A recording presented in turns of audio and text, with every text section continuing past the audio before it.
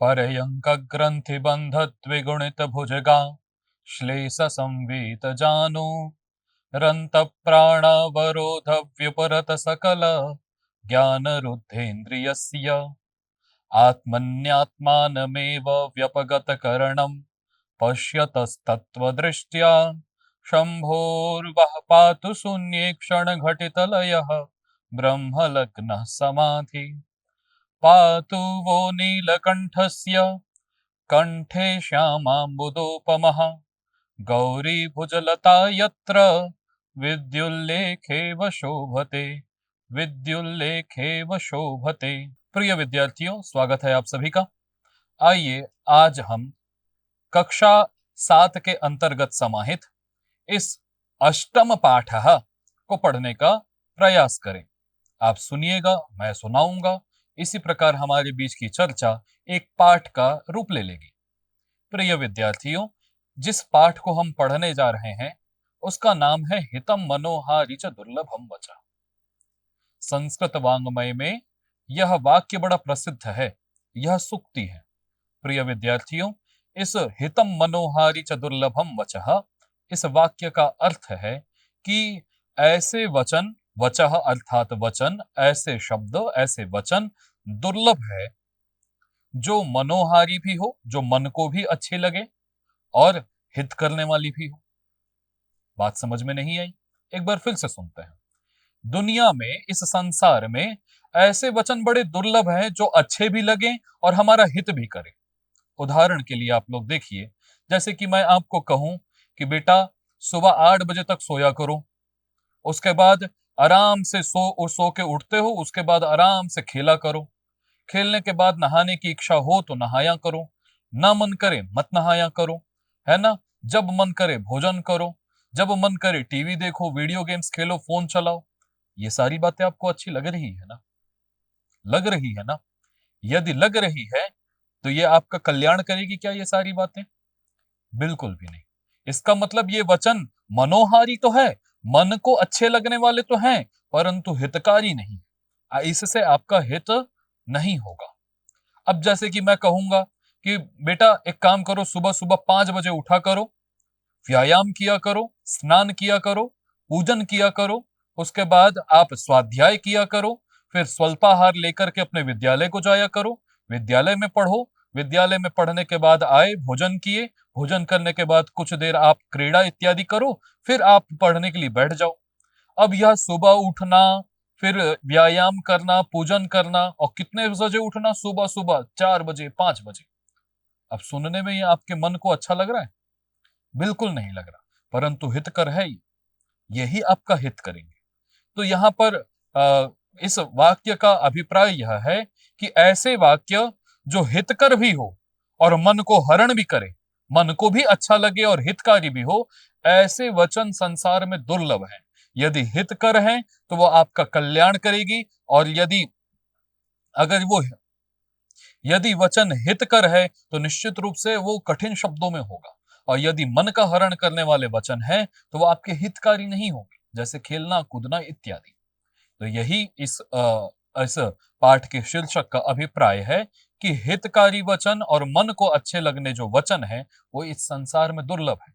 आप ही स्वयं विचार कीजिए कि ऐसा कौन सा वचन है जो अच्छा भी लगे और हमारा हित भी हो, है ना? बड़ा दुर्लभ है। आसान होते तो आप 5-6 अभी गिना देते। दुर्लभ है, इसलिए सोचना पड़ रहा है। प्रिय विद्यार्थियों, इस पाठ में हम ऐसे ही कुछ वचन, हम सूक्तियों को पढ़ेंगे। उसकी भूमिका जैसे पूर्व के पाठों में हम बनाते आए हैं, एक शिक्षक और छात्र या शिक्षिका और छात्र के बीच में संवाद के माध्यम से, उसी संवाद के माध्यम से हम यहाँ पर भी इस पाठ की एक भूमिका का निर्माण करेंगे। तत्पश्चात आगे आने वाले पाठ को हम पढ़ेंगे, सूक्तियों को हम पढ़ेंगे। आइए, शिक्षक और बीच छात्र के बीच में क्या संवाद हो रहा है इसको हम जाने।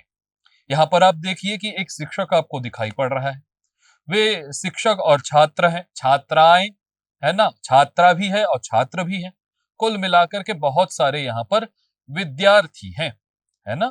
एक छात्रा यहाँ पर कह रही है कि आचार्य अद्य मम माता माम एकाम सूक्तिम पाठितवती, सत्यम वद धर्मम चर इति। छात्रा कहती है कि आज हे आचार्य, संबोधन कर रही है, हे आचार्य, अद्य माने आज जो है ना, मेरी माता मम माता माम मुझे एकाम सुक्तिम पाठितवती। आज जो मेरी माँ है, आज मेरी माँ ने मुझे एक सुक्ति पढ़ाई। वो सुक्ति क्या थी? तो ये थी कि सत्यम वद धर्मम चर, अर्थात सत्य बोलना चाहिए और धर्म का आचरण करना चाहिए।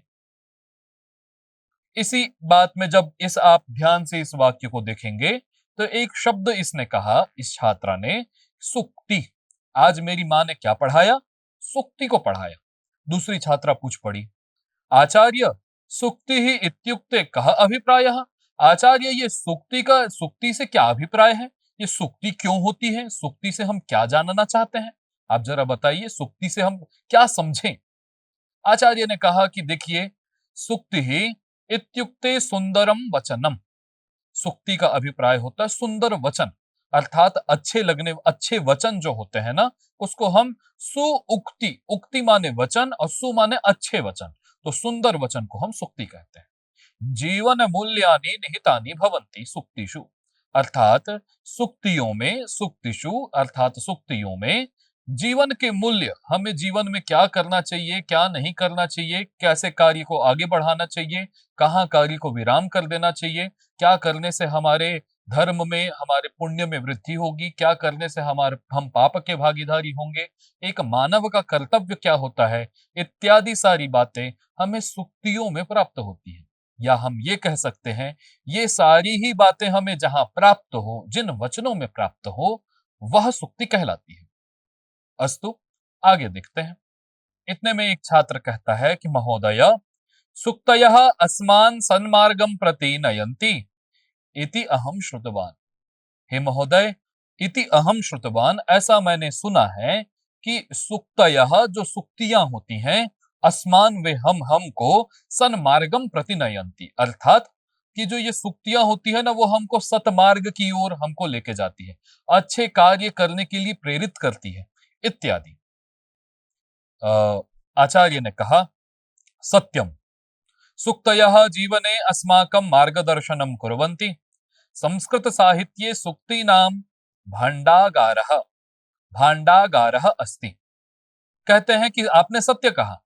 आपने जो ये कहा कि सुक्तियां हमें सन्मार्ग की ओर ले जाने के लिए प्रेरित करती है, नयती है, ले जाती है, आपने बिल्कुल सत्य कहा। क्योंकि सत्यम, सुक्ति जो है वो जीवने, हमारे जीवन में अस्माकं मार्गदर्शनम कुर्वन्ति, हमारा मार्गदर्शन करती है। जैसे कि आप ऐसे समझिए इसे, कोई अंधा व्यक्ति है, उसे पता नहीं है कहाँ जाना है, कहाँ नहीं जाना है ना? तो अगर उसे किसी का एक सहारा मिल जाए तो वो उसका मार्ग प्रदर्शित कर सकता है, मार्ग को दिखा सकता है। ठीक उसी प्रकार हमें भी नहीं पता कि किम कर्तव्यम किम न कर्तव्यम, क्या करने योग्य है, क्या करने योग्य नहीं है। तो हमें हमारे मार्ग के बारे में नहीं पता कि क्या हमें चलना, किस मार्ग में चलना चाहिए, किस मार्ग को त्याग देना चाहिए। तो हमें कैसे पता चलेगा? हमको सन्मार्ग को कौन दिखाएगा? तो यही सुक्तियां ही दिखाएगी। इसी चीज को आचार्य ने कहा कि सुक्तयः जीवने अस्माकं मार्गदर्शनम कुर्वन्ति। सुक्ति जो है हमारे जीवन का मार्गदर्शन करती है। और संस्कृत साहित्य, और इस संस्कृत साहित्य में याद रखिएगा, यहाँ पर आंग्ल साहित्य, अंग्रेजी साहित्य में या उर्दू साहित्य में नहीं कहा, संस्कृत साहित्य में सुक्तियों का भंडागार है, अर्थात यहाँ भंडार है, खजाना है। यहाँ सुक्तियां पल पल में, संस्कृत साहित्य में सुक्तियां आपको प्राप्त होंगी। इतने में एक छात्रा ने और कहा, बोलती है कि आचार्य, अस्मासु कुतूहलम वर्धते, हमारा जो ये उत्सुकता है, कौतूहल है, वो अब वर्धते, बढ़ता जा रहा है। किसके प्रति? सुक्तियों के प्रति। कि ऐसी कौन कौन सी सुक्ति है, कुछ चार हमको भी सुना दो। वयम एताह सुक्ति ही पठामह, हम भी इस सुक्ति को पढ़ते हैं, हम भी इस सुक्ति को पढ़ना चाहते हैं, आप ऐसा कह लीजिए। कहते हैं आचार्य, न केवलम पठामह अपितु स्मरामह जीवने आचरामह च। आचार्य कहते हैं कि देखियो भाई, कि हमें केवल पढ़ना नहीं है, न केवलम पठामह, हम पढ़ेंगे नहीं, अपितु स्मरामह, हम स्मरण करेंगे, हम याद करेंगे, और जीवने आचरामह, और जीवन में उसका आचरण भी करेंगे, जीवन में अपने उतारेंगे। प्रिय विद्यार्थियों, ये भूमिका हुई सुक्तियों की। अब आइए एक एक करके हम सुक्ति देखें, पदच्छेद देखें, अन्वय देखें और उसका भावार्थ को देखने का प्रयास करें। आइए आगे बढ़ते हैं। पहली सुक्ति जो आपके पास है विद्यार्थियों, वह उसका संस्कृत वाचन इस प्रकार है कि माता भूमि पुत्रोहम पृथिव्याः। माता भूमि पुत्रोहम पृथिव्याः। प्रिय विद्यार्थियों, इसका पदच्छेद क्या होगा? पदच्छेद की जानकारी मैंने आपको छठवीं कक्षा में भी दी, इस कक्षा में भी मैंने बताया है। एक एक पद को अलग कर करके देखना। इसका पदच्छेद कुछ इस प्रकार होगा कि माता भूमि पुत्रः अहम पृथिव्याः। लेकिन जब हम देखिए संधि इत्यादि कर दिया गया है तो माता भूमि पुत्रोहम हो गया था, लेकिन जब उसे आप पद अलग अलग करेंगे तो एक पद है पुत्रः, एक पद है अहम। ठीक है ना? अब इसका अन्वय इसे सही क्रम में यदि हम बोलते तो क्या होता? तो होता कि भूमि ही माता अस्ति, अहम पृथिव्याः पुत्रः अस्मि। ऐसा मान लेना चाहिए, लिखा नहीं है तो भी, है ना? इसका भावार्थ है विद्यार्थियों कि कहते हैं कि ये भूमि है ना, वह मेरी माता है। ठीक है ना? ये भूमि मेरी माता है और मैं अहम पुत्रः पृथिव्याः, मैं इस पृथ्वी का पुत्र हूं, इस भूमि का पुत्र हूं। ठीक है? इसे ही भावार्थ संस्कृत में कहा गया कि पृथ्वी अस्मान माता इव लालयसी पालय। कहते हैं भावार्थ में कि पृथ्वी अस्मान माता इव लालयति पालयति च, अतः भूमि ही अस्माकं सर्वेषां माता अस्ति। वयं सर्वे अस्याः पृथिव्याः संतानाः स्मः। एषा सर्वदा पूज्य अस्ति। कहते हैं कि देखिए, यह पृथ्वी जो है हमारी माता के समान हमारा लालन करती है, उतना ही लाड भी लगाती है, पालन भी करती है। कैसे पालन करती है? अपने अन्न के द्वारा, जल के द्वारा ये हमारा पालन भी करती है। यदि पृथ्वी नहीं होगी तो अन्न कहाँ होगा? अन्न नहीं होगा तो हम जीवित कैसे रहे होंगे? जीवित कैसे रहेंगे? जल कहाँ चला जाएगा? इत्यादि प्रकार से। तो इसलिए हम कह सकते हैं लालन पालन ये हमारी पृथ्वी ही करती है माँ के समान। इसीलिए हम कह सकते हैं कि ये अतः भूमि ही अस्माकं सर्वेषां माता अस्ति। यह भूमि जो है हम सभी की माता है। वयम सर्वे अस्याः पृथिव्याः संतानाः स्मः। और यदि माता हमारी भूमि है तो हम सभी क्या हैं? हम इस भूमि माता के संतान हैं, पुत्र हैं, पुत्र पुत्रियां हैं। ठीक है? इसलिए एषा सर्वदा पूज्या अस्ति। इसलिए यह पृथ्वी हमेशा पूज्या है। जिस प्रकार हम माता की पूजा करते हैं, माता का अनादर नहीं करते, उसी प्रकार यह पृथ्वी भी माता के समान हमारा लालन पालन करती है। हमें इसकी पूजा करनी चाहिए। ये हमेशा पूजन करने योग्य ही है। यदि आप इसकी पूजा करेंगे, आप करते रहेंगे, आने वाली पीढ़ी को इसका महत्व समझाएंगे, तब पृथ्वी सुरक्षित रह पाएगी। वरना जिस प्रकार आज पृथ्वी के विकास के नाम पर केवल शोषण हो रहा है, ऐसी स्थिति में हम केवल पृथ्वी का शोषण ही करते रहेंगे और धीरे-धीरे जो ये पृथ्वी की उर्वरकता सिद्धि इत्यादि है, वह भी समाप्त होते चले जाएंगे। आइए अगले सूक्तियों की क्रम में हम बढ़े। दूसरे सूक्तियों में कहा गया कि न न रत्नमन विष्यति मृग्यते ही तत्। इसका पदच्छेद अलग अलग करेंगे तो क्या होगा? न रत्नम अनविष्यति मृग्यते ही तत्। यह केवल है, क्योंकि देखिए जब संधि हुआ तो रत्नम में म आधा था, उसमें आगे आने वाले आकार उसमें मिल गया तो रत्नम अविष्यति हो गया था। अलग अलग करने पे रत्नम ही होगा। अन्वय इसका क्या होगा? अन्वय इसका इस प्रकार है कि रत्नम न अनविष्यति तत् मृग्यते ही, है ना? इसका भावार्थ कुछ इस प्रकार है विद्यार्थियों कि हीरकादीनि रत्नानि ग्राहकस्य अन्वेषणं न कुर्वन्ति, अपितु ग्राहकाः एव रत्नानाम् अन्वेषणं कुर्वन्ति। तथैव अस्मासु यदि गुणाः सन्ति तर्हि गुणज्ञाः स्वयमेव अस्मान् अन्विष्य आगच्छन्ति। अस्तु, कहने का अभिप्राय यह है कि न रत्नम अन्विष्यति। कभी आपने देखा है कि कोई रत्न हो, मूंगा, पन्ना, हीरा इत्यादि, वो आपको ढूंढते हुए आए कि कहां पर है मेरा विद्यार्थी, कहां पर है मुझे लेने वाला, आज उसके पास जा रही हूं? नहीं होता ना जीवन में। तो रत्न कभी भी आपका अन्वेषण नहीं करती, रत्न कभी आपको नहीं ढूंढती। आपको क्या करना होता है कि मृग्यते ही तत्, आपको ही उसे मृग्यते ढूंढना पड़ता है, आपको ही उसके पास जाना पड़ता है। रत्न आपके पास नहीं आएगी। यदि रत्न आपके पास नहीं आती, आपको उसके पास जाना पड़ता है। ठीक है ना? इसी प्रकार हम कहते हैं कि यहाँ पर भावार्थ में कहा गया कि हीरकादीनि, हीरा आदि जो रत्न है, ग्राहकस्य अन्वेषणम न कुर्वन्ति, ग्राहक का अन्वेषण वह नहीं करती है, अपितु ग्राहकाः एव रत्नानाम अन्वेषणम कुर्वन्ति, ग्राहक ही जो है वो रत्नों का अन्वेषण करता है, रत्न ग्राहक का अन्वेषण नहीं करती, रत्न ढूंढते ढूंढते नहीं जाती कि मेरा कोई खरीदार मिल जाए, ठीक है ना, जबकि ग्राहक को ही रत्न का अन्वेषण करना पड़ता है।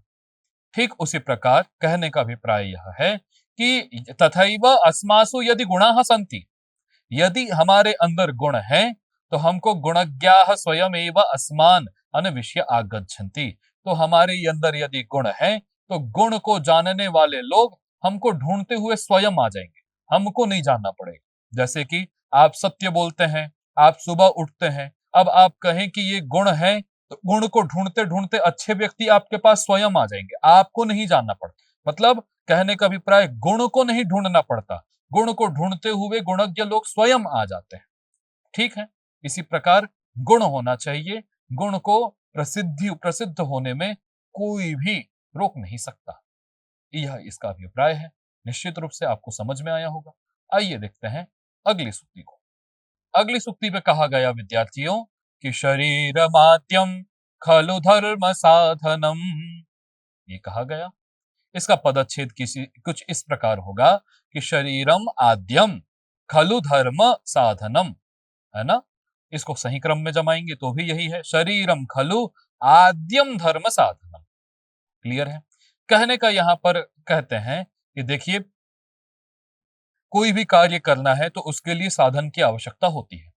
जैसे आपको लेखन रूपी कार्य करना है तो लेखनी रूपी साधिका की आवश्यकता निश्चित रूप से होगी।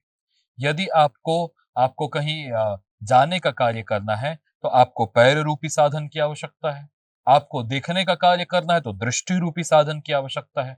लेकिन सभी साधनों में सबसे पहला ऐसा कौन सा साधन है जो सबसे श्रेष्ठ है? तो बोलते हैं कि शरीरम, शरीर ही जो है हमारा सबसे पहला धर्म का साधन है, धर्म साधनम शरीरम। अब आपको धर्म रूपी कार्य करना है, किसी को दान देना है, यज्ञ करना है, पूजा करना है, पाठ करना है, तो उसमें सबसे बड़ा साधन क्या है? रुपया? बोले ना ना, रुपया नहीं, रुपया तो बाद में, परंतु सबसे बड़ा धर्म का साधन जो है वो शरीर है। आदि साधन, पहला साधन जो है वो निश्चित रूप से शरीर ही होगा। अब आप विचार कीजिए, धन आपके पास बहुत है, इतना धन है कि आप यज्ञ भी कर सकते हैं, आप दान भी दे सकते हैं, परंतु आपका शरीर सही नहीं है, तो आप कैसे करेंगे बताओ? नहीं हो सकता। आप सब कर सकते हैं लेकिन धन है, लेकिन सब कर सकते हैं परंतु शरीर साथ नहीं है। और शरीर साथ है इसका मतलब क्या हो गया? साधन धन भी है लेकिन सबसे पहला साधन शरीर है आपका। शरीर है तो बाकी सब कुछ है, शरीर नहीं तो बाकी सब व्यर्थ है ना? इसीलिए कहा गया कि आद्यम धर्म साधनम शरीरम अस्ति। कहते हैं यदि अस्माकं शरीरम स्वस्थम अस्ति तर्हि वयं स्वकर्तव्यस्य पालनं कर्तुं शक्नुमः। अतः अस्माभिः स्वशरीरस्य रक्षा सर्वथा करणीया, यतः शरीरम एव धर्म पालनस्य प्रथमं साधनम अस्ति। कहते हैं कि यदि अस्माकं शरीरम स्वस्थम अस्ति, यदि हमारा शरीर स्वस्थ है, जो मैं बात कह रहा था अभी, तो वयम स्वकर्तव्यस्य पालनम कर्तुम शक्नुमः, तो हम अपने कर्तव्य का, हमारा कर्तव्य जो है भाई के नाते, पुत्र के नाते, पिता के नाते, छात्र के नाते, शिक्षक के नाते जो भी हमारा कर्तव्य है उसे करने में हम सक्षम हैं, शक्नुमा, उसे हम कर सकते हैं। कब? शरीर स्वस्थ होगा तब। अतः अस्माभिः स्वशरीरस्य रक्षा सर्वथा करणीया, इसलिए हमारे द्वारा हमारे शरीर की रक्षा हमेशा करनी चाहिए, है ना? यतः शरीर एव धर्म साधनस्य प्रथमम साधनम अस्ति, क्योंकि यह शरीर ही धर्म का आदि साधन है। इसलिए देखिए ये नीचे चित्र के माध्यम से आप देख सकते हैं, अच्छी नींद लेनी चाहिए शरीर स्वस्थ होने के लिए। अच्छी नींद कम से कम 6 घंटे, अधिक से अधिक 8 घंटे, इससे अधिक की नींद नहीं होनी चाहिए। व्यायाम करना चाहिए, भोजन करना चाहिए, पढ़ना चाहिए, खेलना चाहिए। इन सभी एक्टिविटीज से, इन सभी क्रियाकलाप से आपका शरीर स्वस्थ रहता है। इसके बाद अगली सूक्ति में हम प्रवेश करते हैं। क्षणशः कणशश्चैव विद्यामर्थम च साधयेत। इसका पदच्छेद कुछ इस प्रकार होगा। कहते हैं कि क्षणशः कणशः च एव विद्याम अर्थम च साधयेत। अन्वय कुछ इस प्रकार है इसका। कहते हैं कि क्षणशः एव विद्याम कणशः एव अर्थम च साधयेत। इसका अभिप्राय कुछ इस प्रकार है, मैं अपनी भाषा में समझाऊं, फिर यहां पर लिखी हुई बातों को मैं समझाता हूं। कहते हैं कि यदि क्षणशः कणशश्चैव विद्याम अर्थम च साधयेत, अर्थात विद्या और अर्थ, यदि इन दोनों को आपको लेना, अर्थ माने धन, विद्या माने आप जानते ही हैं, विद्या यदि आपको जीवन में लानी है और अर्थ में आपको यदि जीवन में लाना है, तो ये विद्या जो है वो क्षण क्षण से विद्या आएगी और कण कण से धन अर्थात अर्थ आएगा। नहीं समझे? समझिए ऐसे। आप अभी क्या कर रहे हैं? अभी निश्चित रूप से पढ़ रहे हैं। तो आपने अभी जो पढ़ा, इसके बाद आप इसको संभाल के रखिए। इस आप जो है क्षण क्षण का उपयोग कीजिए, पल पढ़िए। यदि आप ऐसा सोचने लग गए कि चलिए सर के वीडियो को स्किप करते हैं, अभी सो जाते हैं, तो आप निश्चित रूप से विद्या प्राप्त नहीं कर पाएंगे, क्योंकि आपने क्षण को गंवा दिया, उस पल को गंवा दिया। अभी नहीं पढ़ते, चलो खेल लेते हैं, तब भी आप विद्या प्राप्त नहीं कर पाओगे। अर्थात यदि क्षण क्षण से विद्या प्राप्त होती है, क्षण क्षण से विद्या प्राप्त होती है, और कण कण बचाने से हमको अर्थ प्राप्त होता है। जैसे कि यदि आप आज कण कण बचाएंगे, तब आप एक धनवान व्यक्ति कहलाएंगे। बात समझ में आ रही है? जैसे कि आप 10 ही रुपए तो है, चलो खा लेता हूं, 15 रुपए ही है तो चलो खा लेता हूं, तो इससे आप अर्थ संचय नहीं कर पाओगे, इससे केवल जाएगा। आपको करना क्या है? कण कण को बचाना है, कण कण को सही जगह इन्वेस्ट करना है। तो क्षण क्षण का उपयोग करके हम विद्या प्राप्त करेंगे और कण कण का प्रयोग करके हम धन को प्राप्त करते हैं। जैसे इसके भावार्थ को हम आइए देखते हैं। लिखा हुआ है कि ज्ञानम प्राप्तुम समयस्य निरंतरम उपयोगः करणीयः, एकस्य अपि क्षणस्य नाशः न करणीयः। एवं एव यदि कोऽपि धनस्य संग्रहं कर्तुम् इच्छति, तर्हि सः निरन्तरं रूप्यकस्य संग्रहणं कुर्यात्। क्षणत्यागे कुतो विद्या, कणत्यागे कुतो धनम्। सही बात है। कहते हैं कि ज्ञानम प्राप्तुम समयस्य, ज्ञान प्राप्त करने के समय में हमें निरंतरम, लगातार हमें उपयोग करना चाहिए समय का। ज्ञान प्राप्त करते समय समय का हमको निरंतर उपयोग करना चाहिए, कोई भी समय व्यर्थ नहीं गंवाना चाहिए जब आप ज्ञान प्राप्त करना चाहते हैं तो। जैसे कि मैं अपने विद्यार्थियों को कहता भी हूं कि पढ़ने के लिए एक पर्टिकुलर एक टाइम मत बनाओ कि मैं इस समय से इस समय तक पढ़ूंगा या पढ़ूंगी। करो क्या, जब समय मिले तब पढ़ो। अब जैसे आप ट्रेवल कर रहे हो, ट्रेन में हो, आपको समय मिला आप पढ़ो। आप खाना खा रहे थे, आप जो है बाकी चीजों को देखने के बजाय आप जो है पढ़ाई का कुछ देख लो। जब समय मिले तब पढ़ो, जब समय मिले तब पढ़ो। मन नहीं लगता मेरा, मैं ऐसे नहीं पढ़ सकती, ये केवल और केवल न पढ़ने का एक बहाना है। कटु शब्द है लेकिन सत्य है, हितकर है। अस्तु, है ना?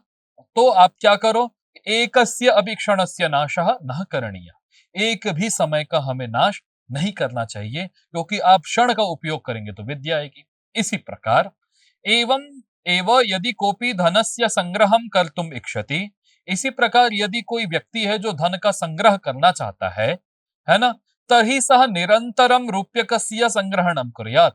फिर वो उसे निरंतर रूप से लगातार रूप्यकस्य, रुपयों का, है ना, संग्रहण करना चाहिए, उसे संग्रहित करना चाहिए। आज कुछ पैसे आए तो चलो बॉल खरीद लेता हूँ, टीवी खरीद लेता हूँ, फ्रिज खरीद लेता हूँ, करिए, लेकिन अधिक मात्रा में हो तब करिए। लेकिन आप जब तक अधिक मात्रा में लाने के लिए धन को, आपको पहले कण कण को, क्षण क्षण को, कण कण को आपको पहले आपको संग्रहित करना हो। जैसे कि कहा भी गया है कि क्षण त्यागे कुतो विद्या, जो क्षण का त्याग कर देता है, जो समय का त्याग कर देता है, उसको विद्या कहां से मिलेगी? भूल जाओ। और कण त्यागे कुतो धनम, अगर आप कण कण का त्याग करते चले जाओगे, आप छोटे से छोटे रुपयों का अगर महत्व नहीं समझोगे, तो कुतो धनम, आपको धन, फिर आप धनवान नहीं हो सकते। धन कहां से मिलेगा? मेरी बात का आशा करता हूं मेरी बात समझ में आई होगी। आइए आगे चलते हैं। अगली सूक्ति में कहा गया विद्यार्थियों कि सुखार्थिनः कुतो विद्यार्थिनः सुखम। इसका पदच्छेद कुछ इस प्रकार होगा। कहते हैं कि सुखार्थिनः कुतः विद्या और कुतः विद्यार्थिनः सुखम। अर्थ स्पष्ट है, अन्वय देखते हैं। सुखार्थिनः विद्या कुतः भवेत्, विद्यार्थिनः सुखम कृतम भवेत्। कहते हैं, बड़ा सरल अर्थ है इसका। कहते हैं कि जो सुखार्थी है, अर्थात अर्थी माने चाहने वाला, है ना। सुख को चाहने वाला सुखार्थी, लाभ को चाहने वाला लाभार्थी, विद्या को चाहने वाला विद्यार्थी, धन को चाहने वाला धनार्थी, है ना। इस प्रकार अर्थी माने चाहने वाला। तो बोलते हैं कि जो सुखार्थी है, जो सुखार्थी लोग हैं, जो सुख को चाहने वाले लोग हैं, उनको विद्या प्राप्त नहीं हो सकती। बात कठिन है लेकिन सही है। यदि आप सुख की इच्छा करने वाले हैं तो आपको विद्या प्राप्त नहीं हो सकती। विद्या कष्ट में ही प्राप्त होगी। सुबह उठना होगा, पढ़ना होगा, याद करना होगा, लगातार पढ़ना होगा, और पढ़ते समय तो कष्ट ही होता है ना। सही बात बोल रहा हूं। तो आप यदि सुख चाहते हैं तो विद्या भूल जाइए, और इसके ठीक विपरीत विद्यार्थिनः कुतो सुखम, है ना। बोल रहे हैं कि विद्यार्थी को फिर सुख कहां से मिलेगा। सुखी को विद्या नहीं मिल सकती, और विद्या चाहने वाले को सुख नहीं मिल सकता। बात स्पष्ट है ना। यदि विद्या चाहते हो तो सुख को त्याग दो, और सुख चाहते हो तो विद्या को त्याग दो। और मेरे अनुसार तो यदि विद्या को त्याग दिए तो सुख भी नहीं मिलेगा। कहते हैं भावार्थ में, यह सदैव सुखम इक्षति, जो हमेशा सुख की इच्छा करता है। परिश्रमम न करोति, जो कभी भी परिश्रम नहीं करता। अलसः अस्ति, जो आलसी व्यक्ति है। सह कथम विद्या प्राप्तुम शक्नोति, वह कैसे विद्या प्राप्त कर सकता है। जो सदा सुख की इच्छा करता है, परिश्रम नहीं करता, आलसी है, तो उसको वैसे विद्या कैसे प्राप्त हो सकती है। बिल्कुल नहीं हो सकती। यदि आपको विद्या प्राप्त करनी है तो इन सभी को त्यागना होगा। सुख की इच्छा नहीं करनी होगी, आपको परिश्रम करना होगा, और आलस को त्यागना होगा, है ना। अतः यह ज्ञानम लब्धुम इच्छति, और जो ज्ञान की इच्छा करता है, ज्ञान का लाभ लेना चाहता है, सह आलस्यम सुखम च त्यक्त्वा निरंतरम विद्यार्जनम कुर्यात, जो विद्या को चाहता है वो निश्चित रूप से आलस्य को, सुख को त्यागे, और निरंतर विद्या अर्जन का प्रयास करते रहें, है ना। तो आप भी क्या कीजिए, सुख को त्यागिए कि अभी टीवी देख लेती हूँ, टीवी देखोगे सुख मिलेगा, विद्या नहीं आएगी। यदि विद्या चाहते हो तो ये सबको त्यागना होगा। मेरी बात समझ में आ रही होगी, मैं आशा करता हूं। अगला जो सुक्ति है वो इस प्रकार है, गुण पूजा स्थानम गुणिषु न च लिंगम न च वयः। देखिए, कहता है, पदच्छेद है कि गुणाः पूजा स्थानम गुणिषु न च लिंगम न च वयः, है ना। इसका अन्वय कुछ इस प्रकार है कि गुणिषु गुणाः एव पूजा स्थानम भवन्ति, लिंगम च न भवति, वयः च न भवति।